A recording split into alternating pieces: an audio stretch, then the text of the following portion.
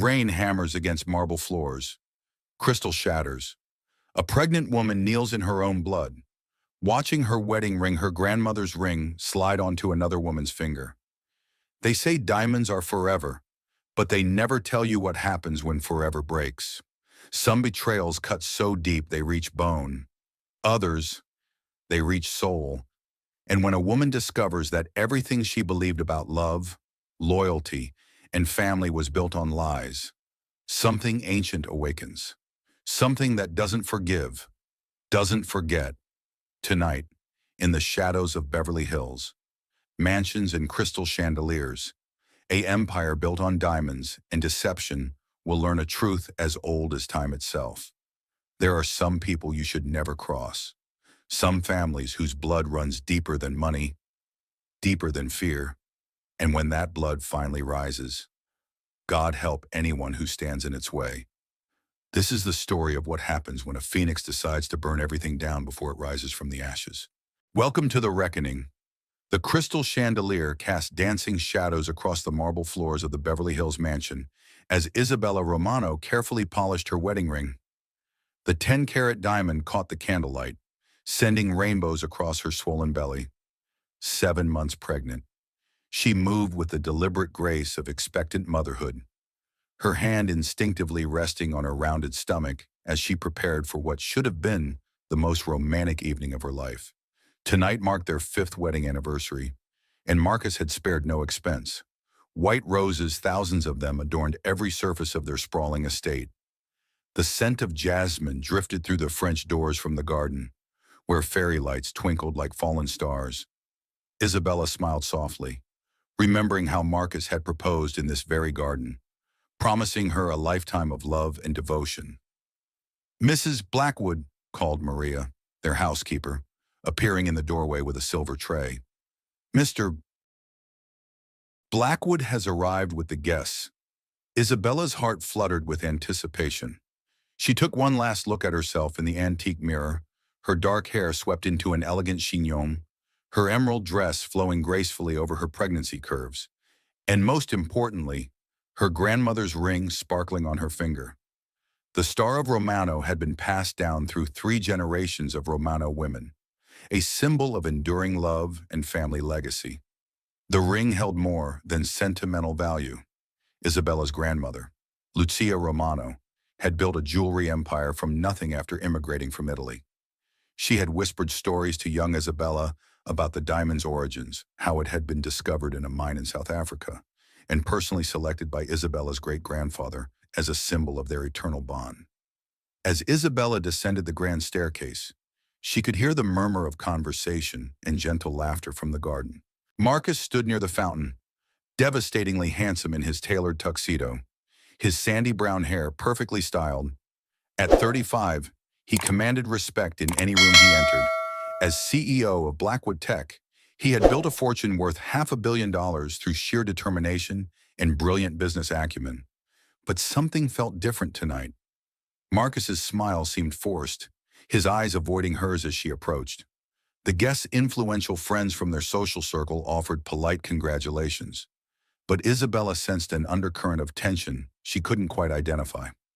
"Darling," Marcus said, finally meeting her gaze. His voice carried a strange coolness that made Isabella's stomach clench.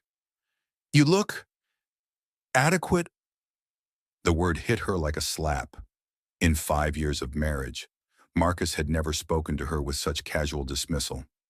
Isabella forced a smile, telling herself she must have misheard. "Thank you," she replied softly, reaching for his hand. "This is beautiful, Marcus. Just like our first date." Marcus pulled his hand away, adjusting his cufflinks with unnecessary attention. "Yes, well, things change, don't they?" Before Isabella could respond, a melodic laugh rang out from across the garden. She turned to see Vivian Sterling, Marcus's vice president of marketing, approaching with the confidence of a predator. At 26, Vivian possessed the kind of striking beauty that turned heads platinum blonde hair that caught moonlight like spun gold, piercing blue eyes, and a figure that her designer dress displayed to devastating effect. "Marcus, darling," Vivian purred, placing a possessive hand on his arm. The evening is absolutely perfect. Isabella noticed how Vivian's fingers lingered on Marcus's forearm, how she leaned just slightly too close when she spoke. A cold realization began to creep through Isabella's chest, but she pushed it away. Not tonight, not on their anniversary. "Hello, Vivian," Isabella said, maintaining her composure despite the growing unease. "Thank you for coming." Vivian's smile was sharp as a blade. "Oh, I wouldn't miss this for the world. After all, Marcus and I have been working so closely together lately." The emphasis on closely was unmistakable. Isabella's hand instinctively moved to her belly, seeking comfort from the gentle movements of her unborn child. She looked at Marcus, expecting him to correct Vivian's inappropriate behavior, but he was staring into his champagne glass as if it held the secrets of the universe. "Isabella," Marcus said suddenly, his voice cutting through the garden party's ambient noise. "We need to talk, privately." He led her away from the guests, toward the gazebo where they had shared their first kiss. The fairy lights that had seemed magical moments before now felt garish and mocking. Marcus stopped abruptly, his back to her, his shoulders rigid with tension. "I can't do this anymore," he said without preamble.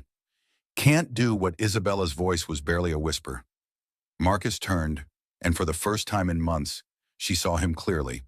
The man she had fallen in love with, the ambitious but kind entrepreneur who had courted her with poetry and promises, was gone.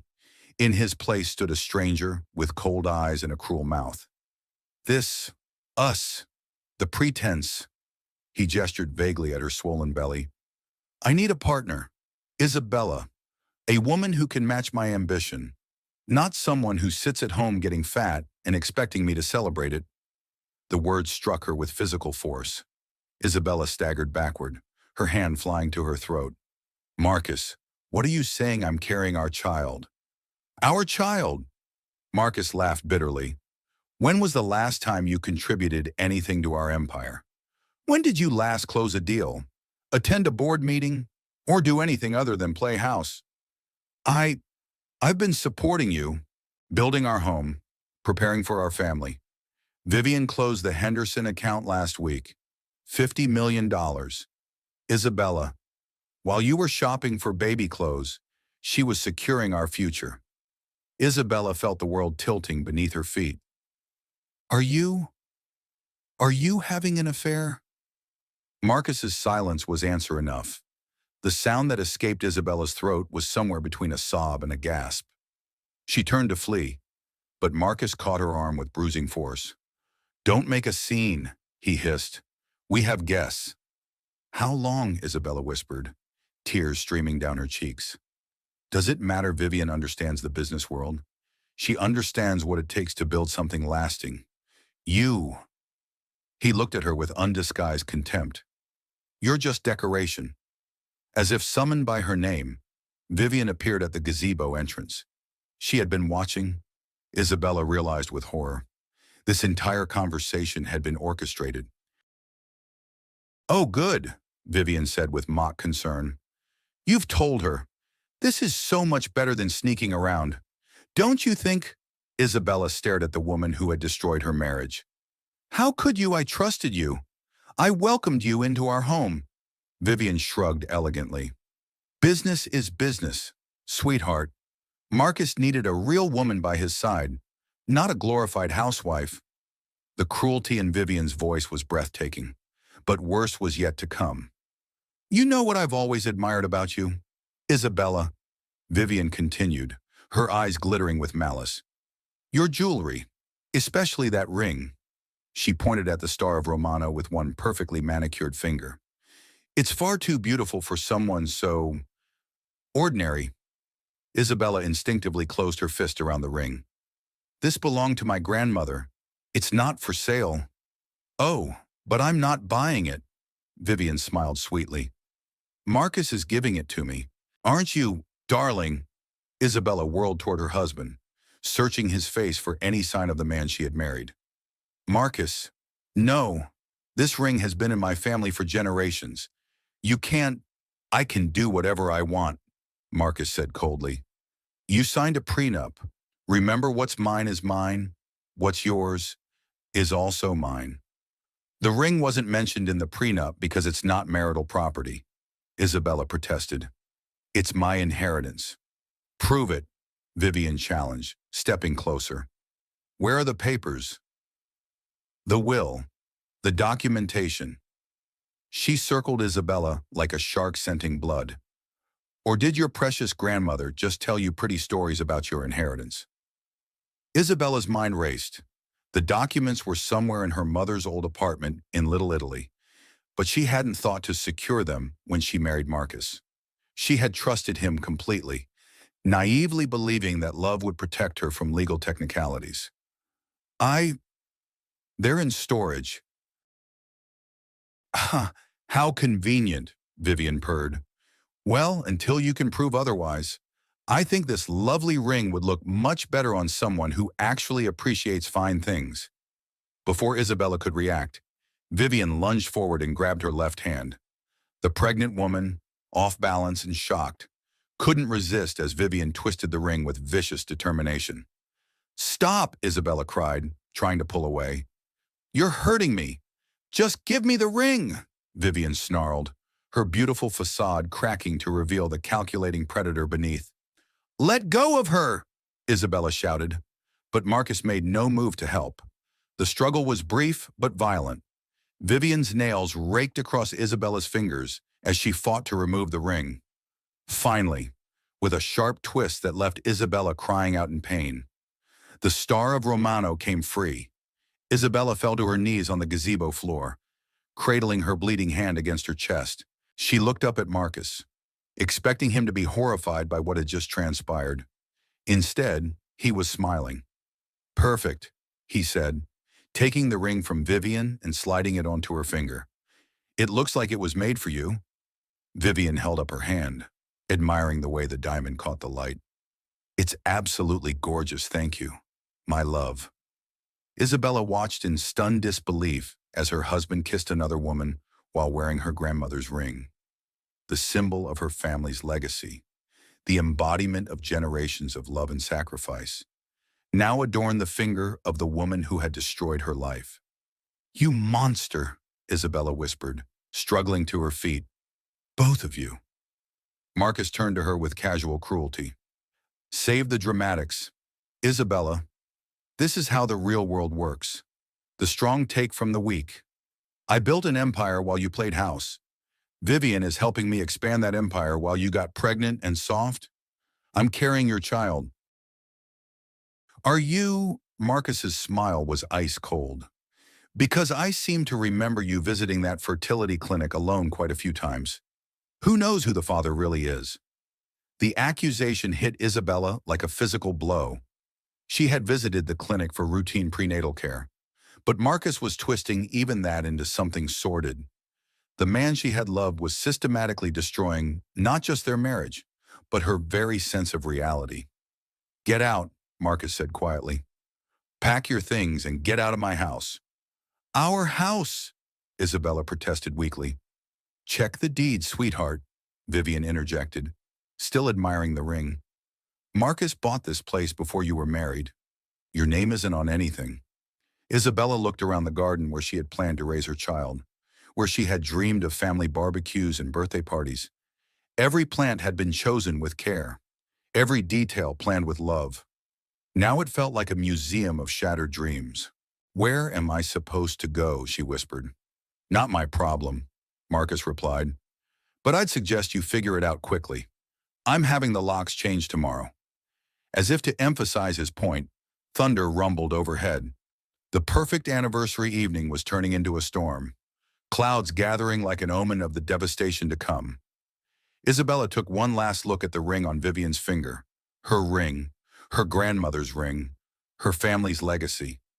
You have no idea what you've just stolen, she said quietly. Vivian laughed. Oh, please, it's just a rock. Isabella, pretty, but replaceable. Unlike some things. Isabella straightened her shoulders, drawing on reserves of strength she didn't know she possessed. You're right, Vivian. Some things are irreplaceable, and some people always get what they deserve. Marcus scoffed. Is that a threat? It's a promise, Isabella replied, her voice steady despite the tears on her cheeks. You both just made the biggest mistake of your lives. She turned and walked away from the gazebo, away from the party, away from the life she had built with a man who had never truly loved her. Behind her, she could hear Vivian's laughter mixing with the first drops of rain. Isabella made her way to the bedroom she had shared with Marcus, mechanically packing a single suitcase with essentials. Her hands shook as she folded maternity clothes and gathered her few personal items. Everything else, the furniture, the art, the life they had built together, belonged to Marcus. As she prepared to leave, Isabella caught sight of herself in the mirror. Her makeup was ruined, her dress stained with tears, her hands still bleeding from Vivian's assault. But her eyes burned with something new. Not just pain or betrayal, but determination. She placed a protective hand over her belly, feeling her baby's gentle movements. It's just you and me now, little one, she whispered. But don't worry, Mommy is going to make sure you never want for anything. The storm was raging in earnest as Isabella loaded her car. Rain lashed against the windows of the mansion, and lightning illuminated the garden where her dreams had died. She took one last look at the home where she had been happy, where she had been naive enough to believe in forever. Then Isabella Romano Blackwood drove into the storm, leaving behind everything she had known and loved. She had no idea that she was about to discover who she really was and the power that had always been her birthright.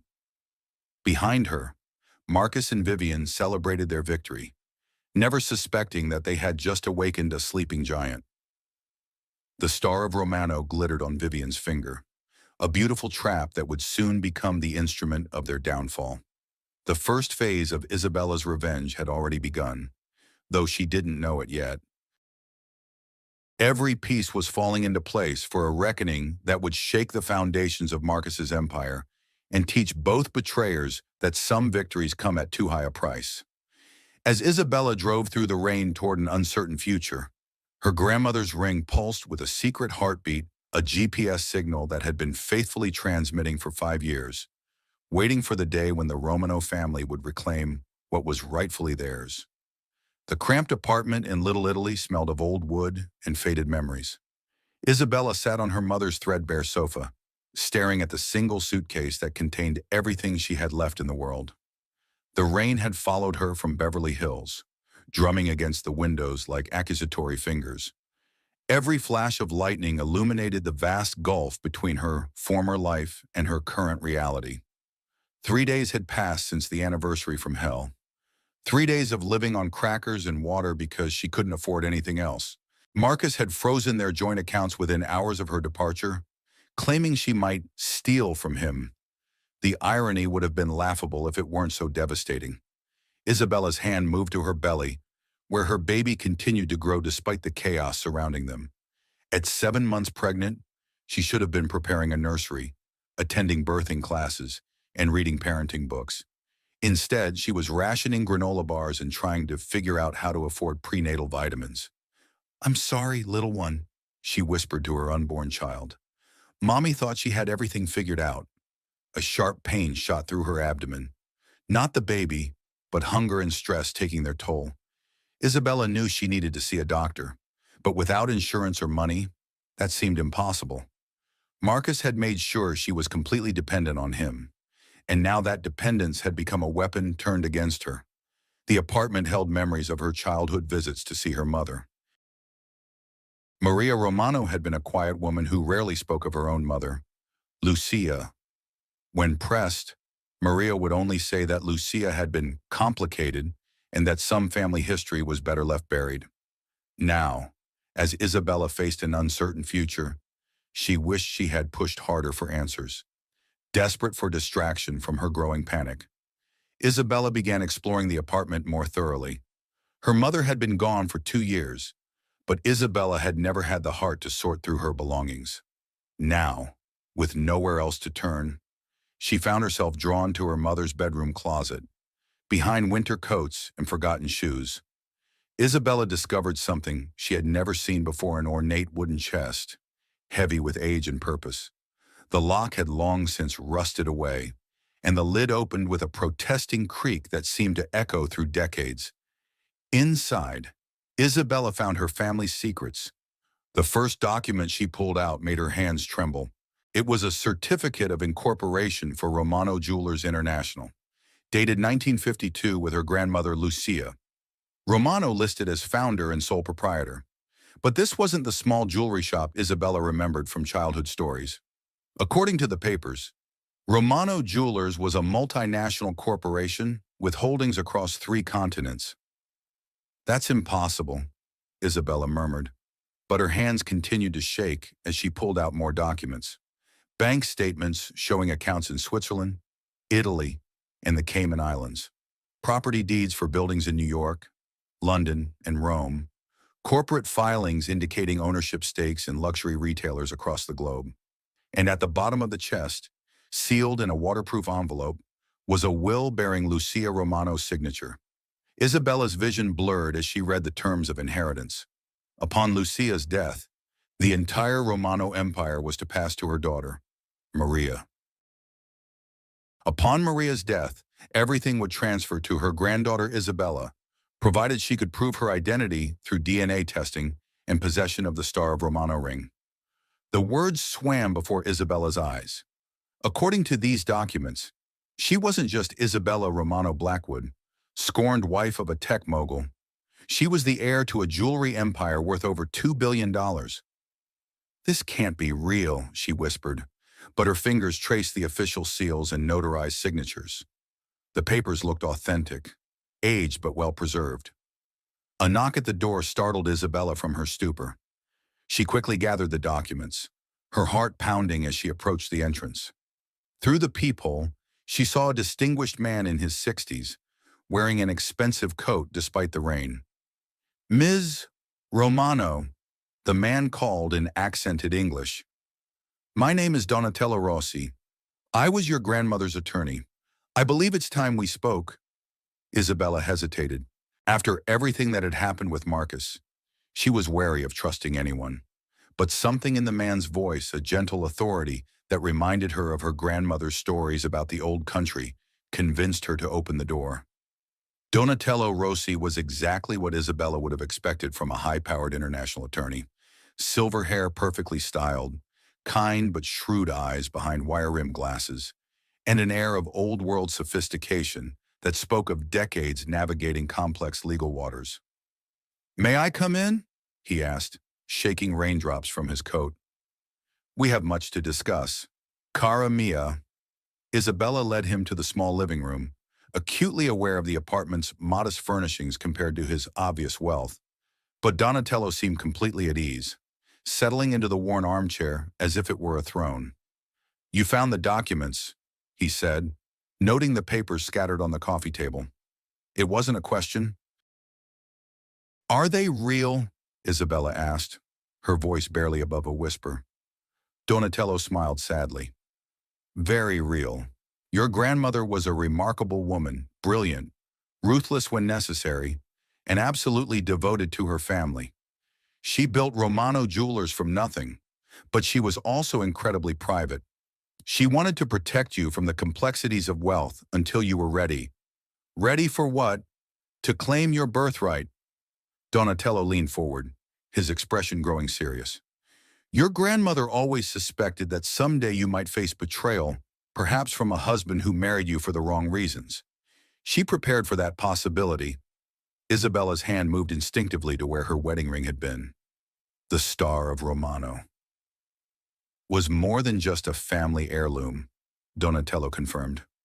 "Your grandmother had a GPS tracking device embedded in the setting when it was reset for your mother's wedding. She wanted to ensure that the ring could always be found, no matter who possessed it." The implications hit Isabella like a physical blow. "You know where it is." "I know exactly where it is, Cara.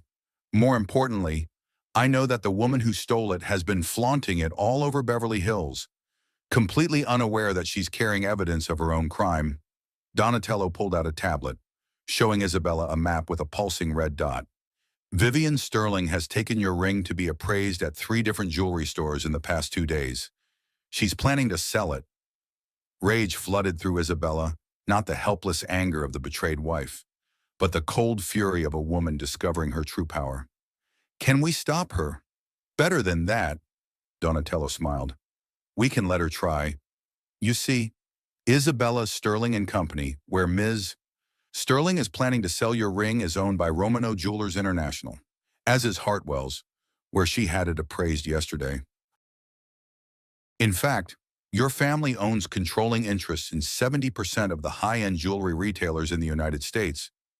Isabella stared at him in disbelief. That's impossible. I would have known. Your grandmother was very careful to operate through shell companies and trusts. She believed that visible wealth made one a target. But now that you're in danger, it's time for the Romano family to step out of the shadows. Donatello opened his briefcase and pulled out more documents. Your husband's company, Blackwood Tech, owes approximately $50 million to Romano Financial Services, one of your subsidiary companies. The loans were structured through intermediaries, so Mr. Blackwood has no idea who his real creditor is. Marcus is in debt to me, heavily, and according to the terms of the loans, Romano Financial Services has the right to call in the debt at any time if the borrower's circumstances change significantly. A messy divorce, for instance, might constitute such a change. Isabella's mind reeled as the pieces fell into place. Her grandmother hadn't just built a jewelry empire, she had created a vast network of financial holdings designed to protect the Romano family from any threat. And now that protection was available to Isabella at the moment she needed it most. What do I need to do? She asked. First, we need to legally establish your identity and inheritance. The DNA test is a formality. I have no doubt you're Lucia's granddaughter. But we need to follow the proper procedures. And then, Donatello's smile was sharp as a blade. Then we remind Miss Sterling and Mr. Blackwood that stealing from the Romano family has consequences. Over the next several hours, Donatello laid out a plan that was as elegant as it was devastating. Isabella would remain hidden while they gathered evidence and prepared their legal strategy. Meanwhile, Vivian's attempts to sell the ring would provide perfect documentation of the theft. When the time was right, Isabella would reclaim not just her ring, but her entire heritage. There's one more thing, Donatello said as he prepared to leave. Your grandmother left you a personal message. She recorded it shortly before her death, with instructions that it only be played when you claimed your inheritance. He handed Isabella a small digital recorder. She was very proud of you, Azkara.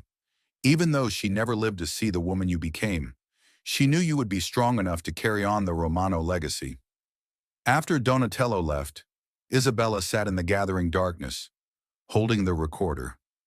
Rain continued to drum against the windows, but the sound no longer seemed threatening. It sounded like applause. She pressed play. Her grandmother's voice filled the small apartment, heavily accented but warm with love and fierce with pride. Mia Bella Isabella, if you are hearing this, then you have discovered who you truly are. I am sorry that you had to learn in a moment of pain, but sometimes we must be broken before we can become truly strong. You are Romano blood, cara mia. We do not bow to anyone. We do not accept defeat. When the world tries to take from us, we take back twice as much. Your great-grandfather built our first shop with nothing but determination and a handful of diamonds. I built an empire with those same diamonds and a mother's love for her family. Now it is your turn. Use what I have given you. But remember, power without wisdom is destruction, and wealth without love is emptiness. Be strong, be smart, and be ruthless when necessary. But never forget that family is the only treasure that truly matters. Make them pay, Isabella. Make them all pay, but do it with style. Isabella wiped tears from her cheeks as her grandmother's laughter faded to silence. For the first time in days, she smiled, not the tentative expression of a victim, but the confident smile of a predator who had just realized she was at the top of the food chain. She placed a protective hand over her belly, feeling her baby's movements with new understanding. Her child wouldn't just be the offspring of a betrayed wife. He or she would be the next generation of Romano royalty, heir to an empire built on diamonds and determination. "Did you hear that, little one?" Isabella whispered. "Great-great-grandmother says we're going to make them pay." Outside, lightning illuminated the Little Italy skyline, and for just a moment, Isabella could swear she saw her grandmother's face in the storm clouds, proud, fierce, and absolutely unforgiving. The Romano blood was awakening, and God help anyone who stood in its way.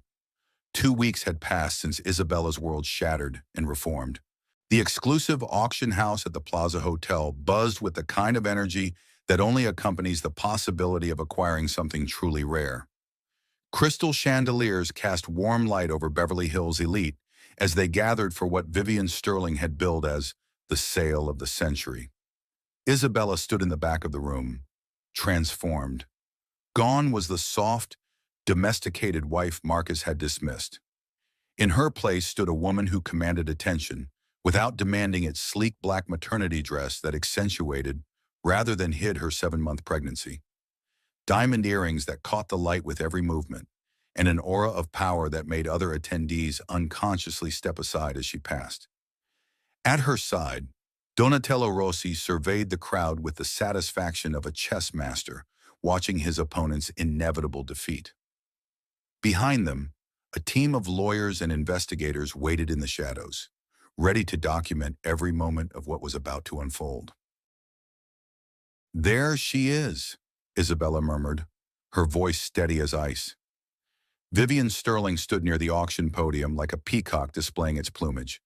She wore a crimson gown that probably cost more than most people's cars. Her platinum hair swept into an elaborate updo that showcased her swan-like neck. And on her left hand, catching the light with every gesture, was the star of Romano. Isabella's chest tightened as she watched Vivian gesture grandly while speaking to potential bidders. The woman was completely at ease, basking in the attention that came from possessing something beautiful and rare. She had no idea that every person listening to her sales pitch worked for the woman she had wronged. Marcus stood nearby, looking magnificent and miserable in equal measure. Even from across the room, Isabella could see the tension in his shoulders, the way his fingers drummed nervously against his champagne glass. Blackwood Tech's financial troubles had intensified over the past 2 weeks, and the $50 million loan payment was due in 10 days. This auction wasn't just about flaunting his new relationship, it was about survival. "Ladies and gentlemen," the auctioneer called out, his voice carrying easily through the hushed room. "Tonight's featured lot is truly extraordinary. The Star of Romano, a 10-carat flawless diamond of exceptional clarity and historical significance. The current owner, Ms. Vivian Sterling, has graciously agreed to share this treasure with a new collector." Isabella's hands clenched into fists as Vivian stepped forward with a beatific smile. "Thank you all for coming," Vivian began, her voice carrying just enough vulnerability to seem genuine. "This ring has been in my family for generations. It breaks my heart to part with it, but sometimes we must make sacrifices for the people we love." The lie was so bold, so shameless, that Isabella actually felt a moment of admiration for Vivian's audacity. She was rewriting history in real time, transforming theft into noble sacrifice. "The ring was handcrafted in Italy in the 1920s, Vivian continued, "featuring a diamond that my great-grandmother claimed came from the stars themselves. Tonight, I'm hoping it will find a home with someone who will treasure it as much as my family has." "Fascinating story," came a voice from the back of the room. Every head turned as Isabella stepped into the light, her heels clicking with authority against the marble floor. "Though I'm afraid there are a few inaccuracies in your family history." The room fell silent. Marcus went white as alabaster, his champagne glass slipping from nerveless fingers to shatter against the floor. Vivian's confident smile flickered and died as she recognized the woman she thought she had destroyed. "Isabella." Marcus's voice cracked like a teenager's. "What? How are you here?" Isabella smiled, and the expression was both beautiful and terrifying. "Hello, Marcus, Vivian." She nodded politely to each of them as if they were casual acquaintances rather than the architects of her devastation. I hope you don't mind the interruption, but I couldn't let Miss Sterling continue her creative storytelling without offering a few corrections. You have no right to be here, Vivian snarled, her composure cracking. Security. Actually, Donatello Rossi stepped forward, adjusting his wire-rimmed glasses with practiced calm. Ms. Romano has every right to be here. You see, I represent Romano Jewelers International, and we have some rather serious concerns about tonight's auction. Romano Jewelers. The auctioneer looked confused. I'm not familiar with that company. I'm not surprised, Isabella said, moving closer to the podium with predatory grace. We prefer to operate quietly. But perhaps you're familiar with some of our subsidiaries, Sterling and Company, Hartwell's Fine Jewelry, Cartwright Auction House, and, she paused for effect, the Plaza Hotel's exclusive auction division. The auctioneer's face went through several shades of pale as the implication sank in. You own this auction house. Among other things, Isabella confirmed. But tonight, I'm here about a much more personal matter. You see, the ring Ms. Sterling is attempting to sell doesn't actually belong to her. That's ridiculous. Vivian's voice rose to a near shriek. Marcus gave me this ring. It's mine. Marcus couldn't give you something that wasn't his to give, Isabella replied calmly. She reached into her purse and withdrew a tablet, her fingers moving with practiced efficiency. This is the GPS tracking data for the Star of Romano, recorded over the past 2 weeks. The tablet screen displayed a detailed map showing the ring's movements from the Blackwood Mansion to various jewelry stores and finally to the Plaza Hotel. Each stop was time-stamped and documented with frightening precision. GPS tracking. Marcus found his voice, though it sounded strangled.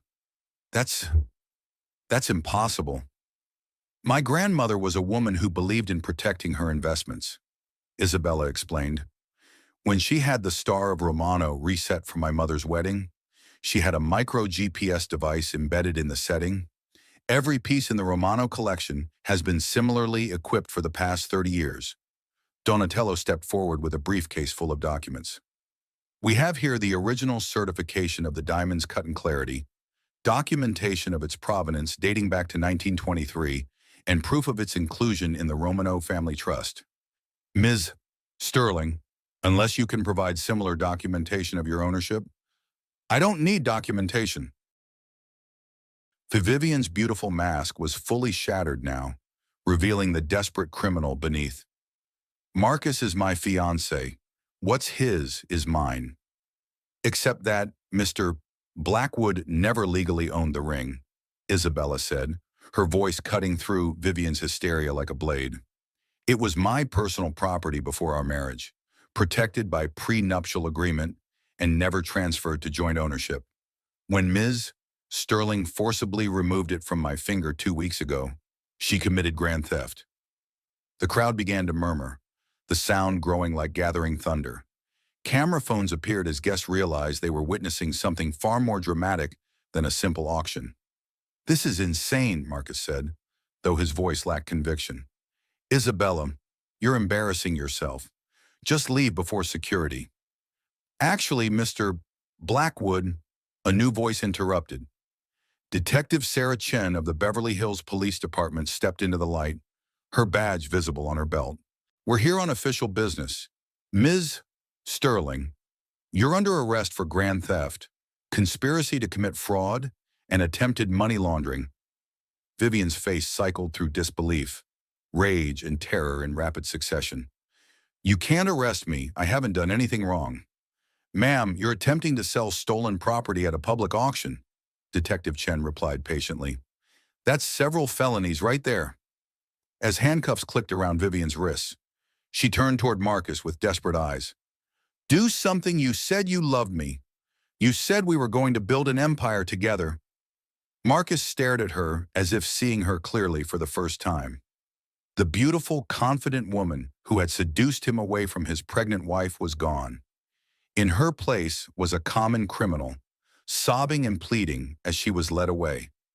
I, I need a lawyer, he mumbled, but his words were lost in the chaos as reporters and police officers flooded the auction room. Isabella watched it all with the calm satisfaction of justice finally served. But she wasn't finished yet. "Mr. Blackwood," she called out, her voice cutting through the noise. Marcus turned toward her like a man facing his executioner. "We need to discuss your financial obligations to Romano Financial Services." "Romano Financial?" Marcus's face went from pale to green. "I don't know any Romano Financial." Donatello smiled like a shark who had just spotted blood in the water. "Perhaps you know them by their subsidiary name Meridian Capital Group. Ring any bells?" Recognition dawned in Marcus's eyes like a slow-motion explosion. Meridian Capital had provided the $50 million bridge loan that was keeping Blackwood Tech afloat, the loan that was due in 10 days. But that's impossible," Marcus stammered. "Is it?" Isabella moved closer, her heels clicking with the rhythm of a funeral march. "My grandmother built Romano Jewelers into a multi-billion-dollar empire. Marcus, did you really think we limited ourselves to pretty trinkets?" She pulled out another tablet, this one displaying Blackwood Tech's complete financial profile. "According to our records, you're currently in default on 3 subsidiary loans, totaling $78 million. The Meridian loan was just the beginning." Marcus stared at the screen in horror as the scope of his financial entanglement became clear. Romano Financial Services, Isabella's company, held the controlling interest in nearly every aspect of his business empire. "You've been planning this," he whispered. "I've been surviving this," Isabella corrected. "You threw me away like garbage. Marcus, you humiliated me, stole from me, and tried to destroy me. But most importantly, you threatened my child's future. That was unwise." The crowd around them had gone silent, everyone straining to hear the conversation between the tech mogul and the woman he had betrayed. "What do you want?" Marcus asked, and for the first time since Isabella had known him, he sounded small. "I want my ring back," Isabella said simply. "And I want you to understand what you've lost." She gestured, and Donatello approached with a set of legal documents. "As of tomorrow morning, Romano Financial Services will be exercising its right to call in all outstanding debts. Blackwood Tech has 72 hours to pay in full, or the company will revert to our ownership." "You can't do this," Marcus protested, but his voice lacked conviction. "Actually, I can. It's all perfectly legal. You can have your lawyers review the loan documents. Though I should mention that Romano Industries will be offering positions to all Blackwood Tech employees at equivalent salaries. We believe in taking care of people." Shan. The final blow was delivered with surgical precision kindness to everyone except the man who had betrayed her. Marcus swayed on his feet as the reality of his situation crashed over him. Everything he had built, everything he had sacrificed his marriage for, was gone. Worse than gone, it now belonged to the woman he had discarded. "Isabella, please," he said, dropping to his knees in front of the entire auction crowd. "I'm sorry. I was wrong. I was stupid and cruel, and I threw away the best thing in my life. Please, I'm begging you. Stop." Isabella's voice was quiet but absolute. "Don't humiliate yourself further." She looked down at the man she had once loved with every fiber of her being, and felt nothing. Not anger, not satisfaction, just the cool indifference reserved for strangers. "5 years ago, I would have done anything for you," she said. "I would have given you my heart, my soul, my family's legacy. And you threw it all away for a pretty face and the illusion of something better." Isabella placed a protective hand over her belly, feeling her baby's gentle movements. "You'll never know your child, Marcus. Not because I'm cruel, but because I refuse to let anyone into my baby's life who doesn't understand the value of loyalty." She turned and walked away, her heels clicking against the marble with the sound of absolute finality. Behind her, Marcus remained on his knees as cameras flashed and the crowd whispered about the spectacular downfall they had just witnessed. The star of Romano was recovered from evidence within hours, the GPS device intact and the diamond unmarked by its brief captivity. Isabella held it up to the light in Donatello's office, watching the way it caught and reflected every spectrum of the rainbow. "What now, cara mia?" Donatello asked. Isabella smiled, sliding the ring back onto her finger where it belonged. "Now we go home. I have an empire to run and a child to prepare for. And Mr. Blackwood will learn to live with the consequences of his choices," Isabella replied, "just like everyone else." As they left the office, Isabella caught sight of herself in the reflection of the building's glass doors.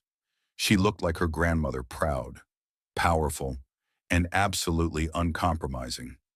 The scared, betrayed wife was gone forever, replaced by something far more dangerous, a woman who knew exactly who she was and what she was capable of. The Romano dynasty had returned, and it was just getting started. 6 months later, the penthouse office atop Romano Tower offered a breathtaking view of Manhattan's skyline. But Isabella Romano barely noticed the spectacular sunset painting the sky in shades of gold and crimson. She was focused on the tiny baby boy sleeping peacefully in the designer bassinet beside her executive desk. His small fingers curled around a silver rattle that had once belonged to her great-grandfather. Alessandro Romano, named for the founder of their dynasty, was 3 months old and already showing signs of the Romano spirit. His dark eyes, so much like Isabella's own, seemed to take in everything with an intelligence that made the staff joke about having a CEO in training. Mrs. Romano, her assistant, Catherine, appeared in the doorway with her usual impeccable timing. "The Forbes photographer is here for your cover shoot." Isabella glanced at her reflection in the floor-to-ceiling windows. At 29, she had grown into her power with a grace that would have made her grandmother proud. The soft curves of early motherhood had settled into the confident lines of a woman who commanded billion-dollar boardrooms with the same ease she managed midnight feedings. "Send them in," Isabella said, adjusting baby Alessandro's blanket. "I want him in at least a few shots. The Romano legacy includes the next generation." The past 6 months had been a whirlwind of revelation and reconstruction. Taking control of Romano Jewelers International had been like assembling a massive puzzle that had been scattered across decades. Her grandmother's empire was vast and complex, with holdings that stretched far beyond jewelry into real estate, finance, technology, and entertainment. Isabella had thrown herself into understanding every aspect of the business with an intensity that surprised even Donatello. She'd always been intelligent, but pregnancy and betrayal had sharpened her mind into something laser-focused and unforgiving. Where she had once been content to support Marcus's ambitions, she now pursued her own with ruthless efficiency. The Forbes cover story would mark her official emergence as one of the world's youngest female billionaires. The Phoenix from the Ashes, How Isabella Romano Built a Dynasty, would tell her story, though carefully edited to protect certain family secrets. The world didn't need to know about GPS-enabled jewelry or the network of shell companies that had protected the Romano fortune for generations. As the photographer set up his equipment, Isabella's mind wandered to the enemies she had defeated and the empire she had inherited. Blackwood Tech had been absorbed into Romano Industries within 90 days of Marcus's default. The employees had been retained, the technology repurposed, and the profits redirected into Isabella's expanding empire. Marcus himself had simply disappeared from the business world. Though Isabella occasionally received reports about his new life as a mid-level sales manager at a software company in Phoenix, Vivian Sterling had served 8 months in minimum security prison before being quietly deported to Canada, where she was working as a hostess at a restaurant her family owned. The star of Romano had left permanent marks on her finger, where it had fused with swelling during her arrest, a reminder that some things cannot be stolen without consequences. "Mrs. Romano," the photographer called out, "could you hold the baby for the shot? I want to capture the family aspect of your success story." Isabella lifted Alessandro from his bassinet, marveling at how perfectly he fit in her arms. He had been born strong and healthy, with none of the complications her stress during pregnancy might have caused. It was as if he had been waiting to enter a world where he would be safe and treasured. "Tell me about the Romano Foundation," the photographer said as he worked, his camera clicking in steady rhythm. "What drives your philanthropy?" Isabella smiled, the expression genuine and warm. "Every woman deserves the chance to discover her own strength. The foundation provides resources for women starting businesses, leaving abusive relationships, or pursuing education later in life. We've helped over 15,000 women in the past 6 months." It was true, though she didn't mention that several of those women had been married to men who had business dealings with her companies. Isabella believed in justice, but she also believed in giving people the tools to save themselves. "And your personal life?" the photographer pressed gently. "Any romance on the horizon?" "I'm quite content focusing on my son and my empire," Isabella replied diplomatically. Though the truth was more complex than that, Dr. Alessandro Martinelli had entered her life 3 months ago, when baby Alessandro had needed emergency treatment for a mild fever.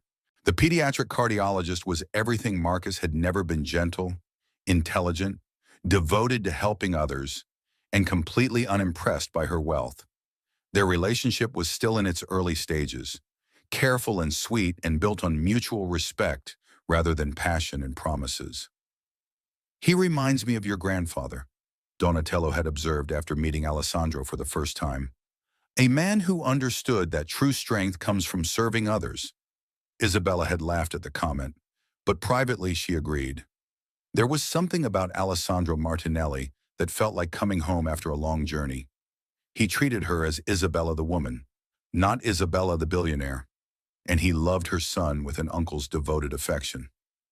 "One more shot," the photographer called out. "Could you stand by the window with the ring? I want the light to catch the diamond." Isabella moved to the window, extending her left hand so the star of Romano could capture the dying sunlight. The ring had been professionally cleaned and reset, but Isabella had kept her grandmother's GPS device embedded in the band. Some family traditions were worth maintaining. As the camera clicked, Isabella thought about the call she had received that morning. Marcus had been trying to reach her for weeks, finally getting through by claiming it was a family emergency. When she had reluctantly taken the call, his voice had been hollow with regret. "I saw the Forbes announcement," he had said without preamble. "Congratulations. You were always destined for greatness. Was there something you needed?" "Marcus," Isabella had replied coolly, I needed to apologize. Really apologize. Not just for what I did, but for who I was. You deserved so much better." Isabella had considered hanging up, but something in his voice, a broken sincerity she had never heard before, made her listen. "I know you'll never forgive me," Marcus continued. "I don't expect you to, but I want you to know that losing you was the biggest mistake of my life. Not just losing your money or your connections, but losing you, the woman who loved me unconditionally, who would have supported any dream I had, who was carrying my child." "Alessandro is not your child," Isabella had said quietly. "You forfeited that right when you chose Vivian over your family." I know, and I have to live with that forever. But please, Isabella, let me at least ask, is he healthy? Is he happy?" Despite everything, Isabella had found herself answering, "He's perfect, strong and beautiful and loved." "Thank you," Marcus had whispered. "That's all I needed to know." The call had ended there, and Isabella doubted she would hear from him again. There was a finality to his voice that suggested he was finally accepting the consequences of his choices. "Perfect," the photographer announced, lowering his camera. "I think we have everything we need for a stunning cover." As the photography team packed up their equipment, Isabella settled back into her chair with Alessandro, who had slept through the entire session like the professional he was destined to become. Mrs. Romano, Catherine appeared again, this time with a small gift box. "This just arrived by courier, no return address, but it passed security screening." Isabella opened the box carefully, her breath catching as she saw what was inside. It was a baby's bracelet, exquisitely crafted from white gold and set with a single small diamond. The workmanship was distinctive. Marcus had always been proud of his ability to design jewelry as a hobby. The accompanying note was brief. For Alessandro, with love and lifelong regret. May he have everything his father couldn't give him. M. Isabella stared at the bracelet for a long moment, then made a decision that surprised even her. She slipped it onto Alessandro's tiny wrist, where it caught the light like a promise. Your father may have been a fool, she whispered to her sleeping son, but he did love you, in his own broken way. It was, perhaps, the first step toward the kind of forgiveness that comes not from weakness, but from strength so complete that mercy becomes possible. A soft knock at the door interrupted her thoughts. Dr. Alessandro Martinelli entered with his usual quiet smile, still wearing scrubs from his shift at the hospital. How was the photo shoot? He asked, moving to admire the sleeping baby.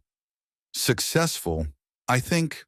Alessandro was the perfect model.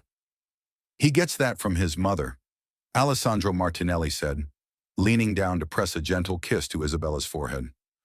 Have I mentioned lately that I'm incredibly proud of you? Isabella smiled, feeling a warmth that had nothing to do with wealth or power or revenge. This man saw her not the Romano heiress or the business mogul or the scorned wife who had risen from ashes, but simply Isabella, the woman who read bedtime stories to her son and worried about whether she was making the right choices. There's something I want to discuss with you, she said, taking his hand. The Romano Foundation is opening a children's cardiac center.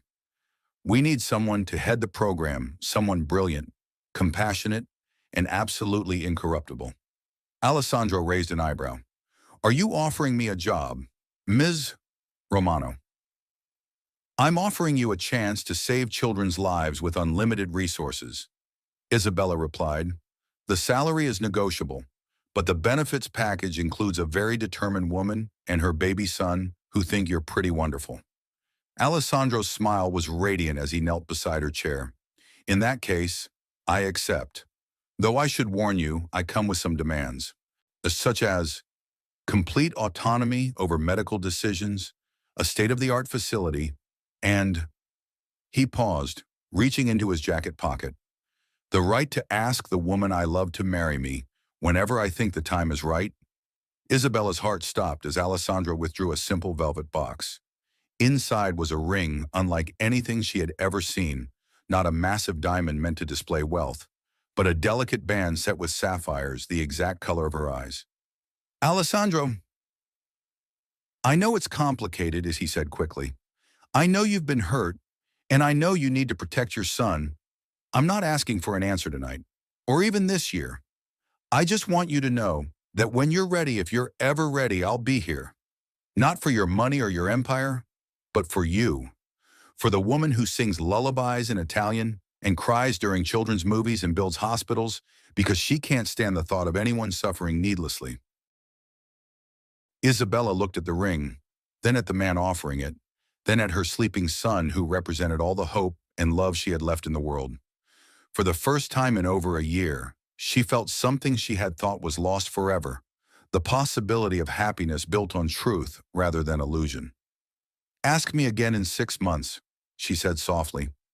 When you've seen me at my worst, when I'm negotiating hostile takeovers and firing incompetent executives and being the ruthless businesswoman I need to be to protect my family. If you still want to marry that woman, I'll want to marry that woman, Alessandro said with absolute certainty. Because that woman is still you, Isabella, strong, brilliant, fierce when protecting the people she loves. Those aren't flaws, they're the reasons I fell in love with you. Isabella closed her eyes, feeling tears threaten for the first time in months. These weren't tears of pain or rage, but of something far more dangerous, hope. Keep the ring, she whispered, and ask me again when you think I'm ready to say yes. Alessandro stood and pressed a kiss to the top of her head. I will. And Isabella, your grandmother would be incredibly proud of the woman you've become. As he left to return to the hospital, Isabella sat in her office overlooking the empire she had built from the ashes of betrayal. Baby Alessandro stirred in her arms, his tiny hand reaching up to touch the star of Romano, where it caught the last rays of sunlight. "What do you think, little prince?" she whispered. "Should mommy take another chance on love?" Alessandro gurgled happily, his dark eyes bright with infant wisdom that seemed to say, "When you're strong enough to protect yourself, you're strong enough to love again." Isabella smiled, watching the city lights begin to twinkle below. Somewhere out there, Marcus was living with the consequences of his choices. Somewhere else, Vivian was learning that actions have prices. And here, in the penthouse of Romano Tower, a phoenix who had risen from ashes was discovering that the best revenge might just be living well. The star of Romano caught the light one final time as the sun set over Manhattan, its diamond fire reflecting not just the light of the past, but the promise of everything yet to come. What do you think of Isabella's incredible journey from betrayed wife to powerful CEO? Did Marcus and Vivian get what they deserved? Share your thoughts in the comments below. If this story inspired you, don't forget to like this video to support the channel, subscribe and hit the notification bell so you never miss our dramatic stories of love, betrayal, and ultimate justice. And make sure to share this with the strong women in your life. They deserve to know that they can rise above any betrayal and build something beautiful from the ashes. Coming up next, billionaire divorces wife with cancer for gold digger. His reaction when he learns the truth will make you cry. Thanks for watching. And remember, sometimes life knocks us down just to remind us how high we can rise.